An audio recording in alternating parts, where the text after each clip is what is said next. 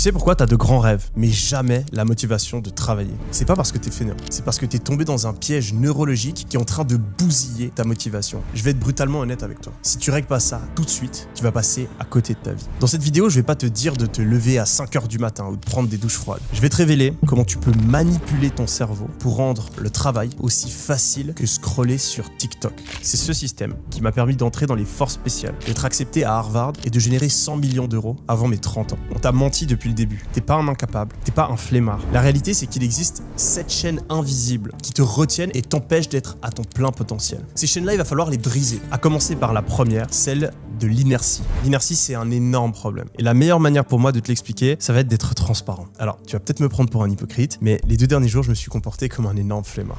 Ce matin, je me réveille et à la place de me lever et de faire ma routine, je décide d'aller sur Instagram. Je me dis, c'est ok Yomi, t'es fatigué aujourd'hui, faut que tu te reposes. Et donc je scrolle 10, 20, 30 minutes, 1 heure. Au bout d'un moment, je commence quand même à ressentir un peu de culpabilité. Je crois que c'est vers les coups de 10 heures. Et à ce moment-là, je scrolle et il y a une vidéo de moi qui apparaît, qui parle de discipline. Ça me fait un peu bizarre. Et à ce moment-là, j'ai un déclic. Et je me rappelle la règle des 2 minutes. Je l'applique, et là ça fait depuis 10 heures, sans interruption que je travaille, 6 heures d'affilée. J'étais parti pour faire une journée de merde, et simplement en brisant l'inertie, j'ai réussi à inverser la tendance. Alors l'inertie c'est un mot compliqué, mais ça veut simplement dire qu'un objet qui est immobile est difficile à mettre en mouvement, et qu'un objet qui est en mouvement est difficile à arrêter. Et donc ça, il faut l'utiliser à notre avantage. Si vous êtes aujourd'hui immobile dans votre vie, si aujourd'hui vous avez des moments où vous sentez que vous manquez de motivation, il faut comprendre que ce qui est difficile, c'est juste le début. C'est le fait de se mettre en mouvement. Parce que ce qu'on ignore, c'est que plus on se repose, plus on est fatigué. Et plus on est en mouvement, plus on est motivé. Souvent, on pense être en train de se reposer, mais on est en train de rouiller. Et pour débloquer la situation, on peut utiliser la règle des 2 minutes, qui consiste simplement à faire la tâche qu'on est en train de procrastiner pendant 2 minutes. Et si après 2 minutes, on est toujours démotivé, on peut chiller. Et ouais, parce qu'après avoir travaillé 2 minutes, on aura cassé l'inertie initiale. Donc si aujourd'hui, tu as l'objectif de faire plus de sport, mais que tu n'arrives pas à te motiver, va juste faire du sport pendant 2 minutes. Et si ensuite tu es trop fatigué, tu peux arrêter.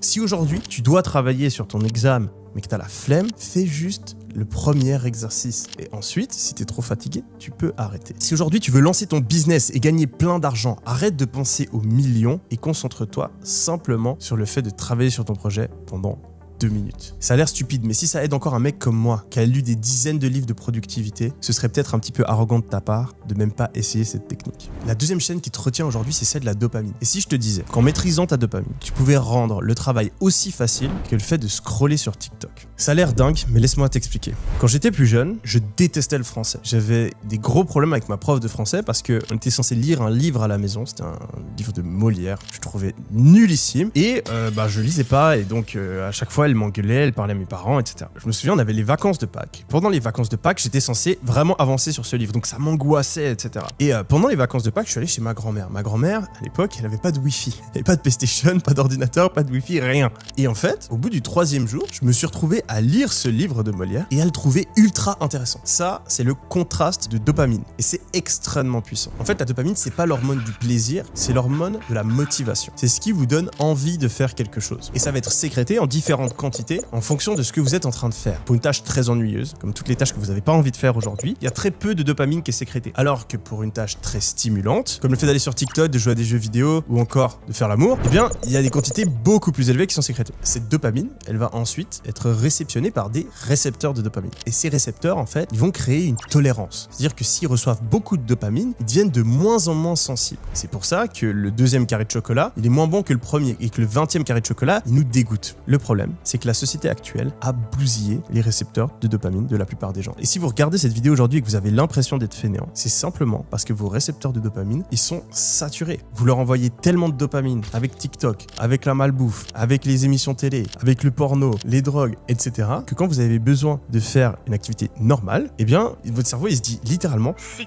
quoi ce bordel? C'est quoi cette activité qui m'envoie des quantités de dopamine minuscules? Il faut absolument qu'on arrête de faire ça et qu'on se mette à faire un truc stimulant. » Heureusement, il y a 2 solutions ultra efficaces efficaces. La première, c'est une dopamine détox. Alors en gros, il faut simplement supprimer le plus possible d'activités très stimulantes. Réseaux sociaux, nourriture sucrée, cigarettes, alcool, toutes les activités que vous avez envie de faire et qui ensuite vous laissent dans un état un peu mou. Ça prend 2-3 jours et ensuite vous allez voir que toutes les tâches que vous procrastinez vont être beaucoup plus simples à réaliser. Beaucoup de gens pensent qu'il faut se forcer à faire les choses qu'on n'a pas envie de faire, alors que souvent il suffit simplement d'arrêter de faire les choses qui sont mauvaises pour nous. Et la motivation, elle réapparaît comme par magie. La deuxième technique qui marche super bien, c'est le dopamine loading. Chaque jour, vous avez un peu votre système dopaminergique qui se réinitialise. Si le matin, et donc dans la première partie de votre journée, vous évitez de faire des activités stimulantes, ça permet à votre cerveau d'avoir la motivation nécessaire pour faire les choses difficiles. Typiquement, les réseaux sociaux, les jeux vidéo, etc. Vous les gardez pour la fin de journée, après que vous ayez réalisé les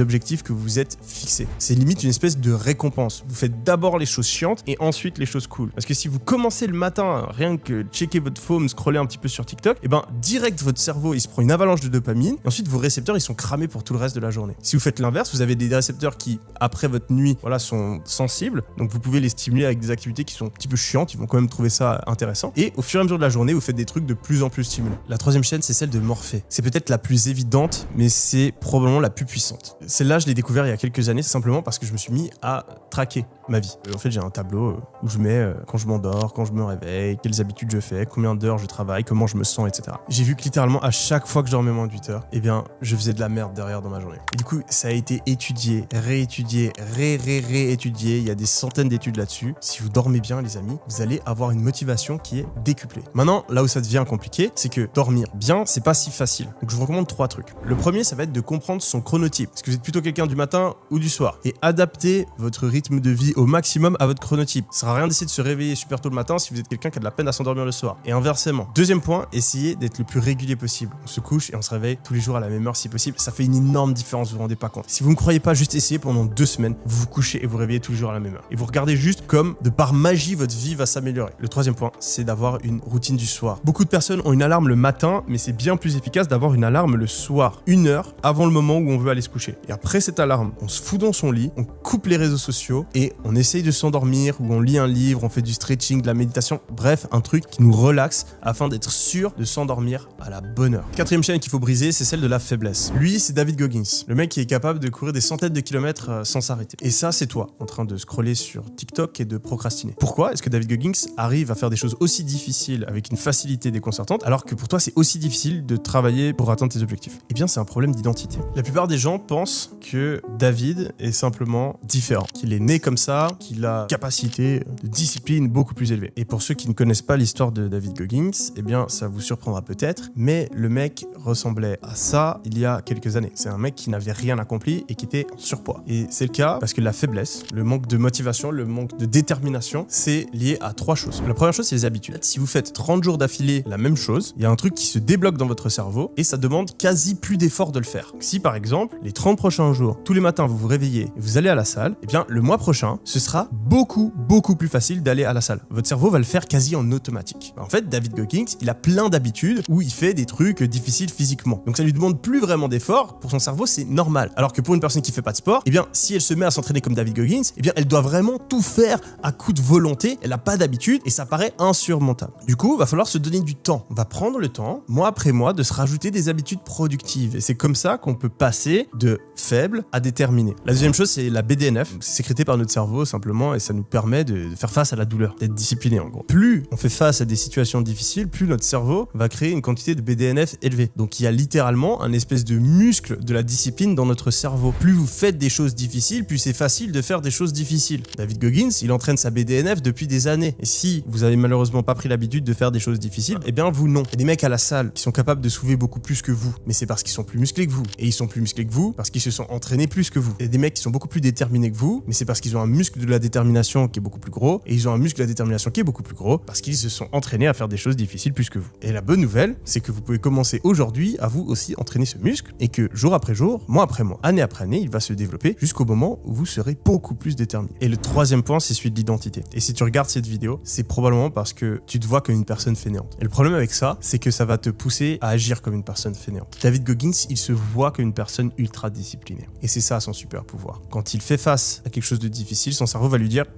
toi t'es discipliné, tu peux pas abandonner là. Alors qu'une personne qui se voit comme une personne fainéante, elle va se dire ah c'est difficile, de toute façon j'ai jamais de motivation et il va arrêter. Imaginez-vous une balance qui représente votre identité. Avec un côté de la balance, la flemmardise et de l'autre, la discipline. À chaque situation que vous rencontrez, si vous décidez de vous comporter comme un flemmard, vous rajoutez un poids du côté flemmard de la balance. À chaque fois que vous décidez de vous comporter comme une personne déterminée, vous rajoutez du poids côté de la discipline. Plus cette balance penche d'un côté, plus vous allez vous considérer comme quelqu'un de flemmard ou de discipliné. Et vu que l'identité est à la base de tout comportement, eh bien ça va faire une énorme différence. Quelqu'un qui a une identité de flemmard, quand il est confronté à quelque chose de difficile, il abandonne presque automatiquement. Alors que quelqu'un qui a une identité de personne disciplinée, il va beaucoup plus facilement persévérer dans la difficulté. Donc votre but, ça va être de changer votre identité, de changer dans quelle direction cette balance penche. Mais ça, bien sûr, ça prend du temps. Le plus important, c'est de commencer doucement, petit à petit, progressivement, et de ne pas abandonner. La 5e chaîne à briser, c'est celle de l'entourage. Je suis désolé, mais si tu veux vraiment atteindre tes objectifs, il va falloir te débarrasser de certains de tes amis. J'ai un pote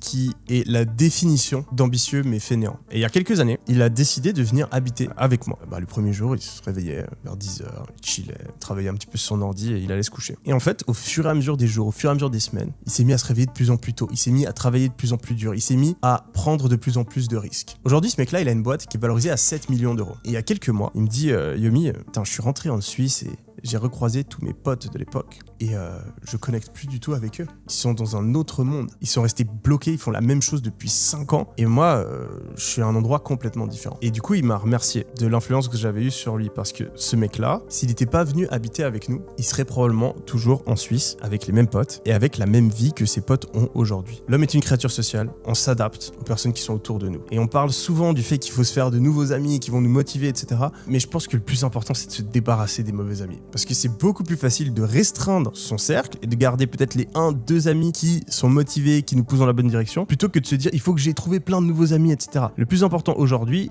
c'est de vous concentrer sur vos projets. Mais arrêtez de perdre et passer du temps avec les personnes qui vous tirent vers le bas. La 6e chaîne, c'est la chaîne du focus. C'est un truc qui m'énerve un petit peu avec les vidéos sur YouTube. La plupart des gens vont vous dire de faire plus de trucs. Vous devez commencer 40 000 habitudes, avoir plein de projets en même temps, travailler sur votre santé, votre business, votre culture générale en même temps. Et ça, c'est la meilleure recette pour échouer. Si aujourd'hui vous vous sentez fainéant, vous avez tous ces objectifs mais que vous n'arrivez pas à trouver l'énergie, c'est parce que vous êtes dispersé. Essayez simplement pendant les 30 prochains jours de vous concentrer sur un seul truc. Et vous allez voir comme par magie, votre flemme va disparaître. La 7e chaîne, c'est celle de la confiance en soi. Parce que si aujourd'hui vous n'avez pas confiance en vous, ça va être quasiment impossible d'atteindre vos ambitions. Et pour développer une confiance en soi, il faut craquer ce que j'appelle la pyramide de la confiance en soi. Ça me prend un petit peu trop de temps de vous l'expliquer ici, du coup je vous envoie vers une autre vidéo qui a reçu énormément de retours positifs qui parle exactement de ça.